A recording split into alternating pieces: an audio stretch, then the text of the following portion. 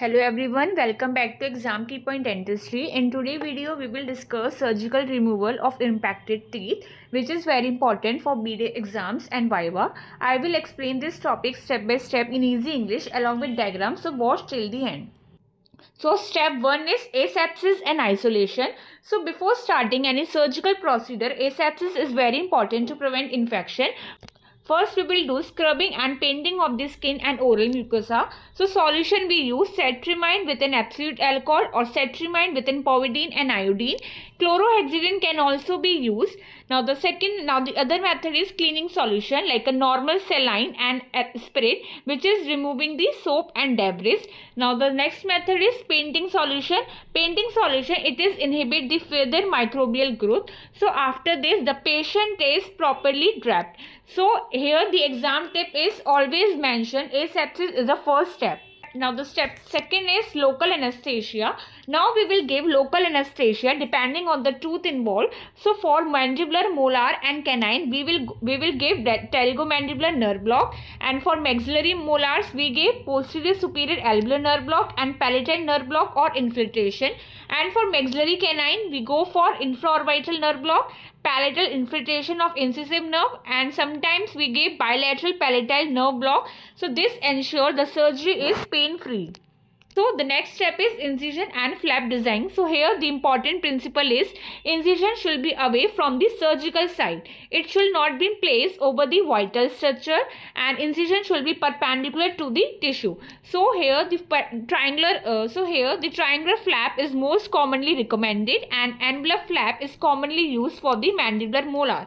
So you can see in this diagram it shows the annular flap which is given like this one, and the triangular flap which is given like this.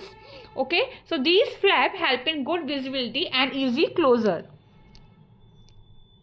Now for maxillary canine, for palatally placed maxillary canine, so you see a palatally placed maxillary canine, a gingival clavicular incision is given on the palatal side. So this one is gingival clavicular incision.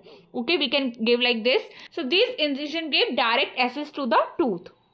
Now the next step is reflection of the mucoperiosteal flap. So after incision we reflect the mucoperiosteal flap. Then comes the bone removal. Instrument uses burr and the other is chisel and mallet technique. So in instrument round burr we use, that is number 7 of the 8. Straight number 703 and Fisher burr is used. Now bone is removed using a sweeping motion which is around the occlusal, buccal and distal aspect of the crown.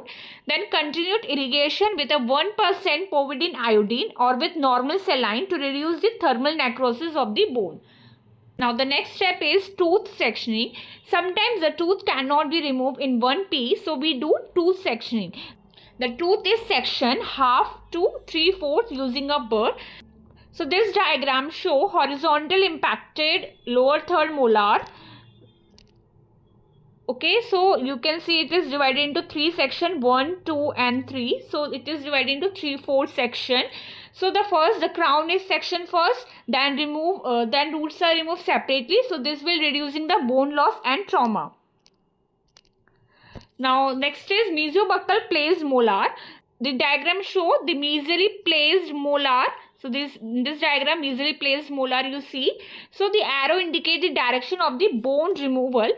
So the elevator is applied after sectioning. So first we apply one sectioning, then 2, then we use elevator. So elevator is applied after sectioning. The tooth is removed in a controlled manner. Okay. Now the next is vertically placed molar. So you see a vertically placed impacted molar. So here also the tooth is sectioned in 1/2, 1 and 2. So bone is removed around the crown. Then elevator force is applied vertically and tooth is delivered out carefully. Okay. So the next step is elevation. So after sectioning elevators are used. Common elevators is Coupland elevators and winter crier elevators. So left image show the Coupland elevator and the right image show the winter crier. So these help in luxation and the removal of the tooth fragments. After elevation, the tooth is extracted. Then the socket is irrigated. Curettage is done to remove the dental follicle and epithelium and bone is smooth. Now bleeding control is done. Then next step is closure, that is suturing. So we use 30 black silk is used. Interrupting sutures given and it is maintained for 7 days. Now the next step is post-operating instruction, which is very important.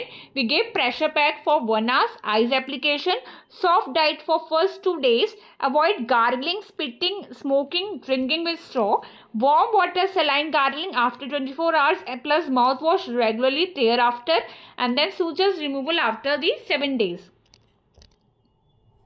So this was the step-by-step surgical removal of impacted tooth. If you found this video helpful, like, share and subscribe to my channel Exam Key Point Dentistry.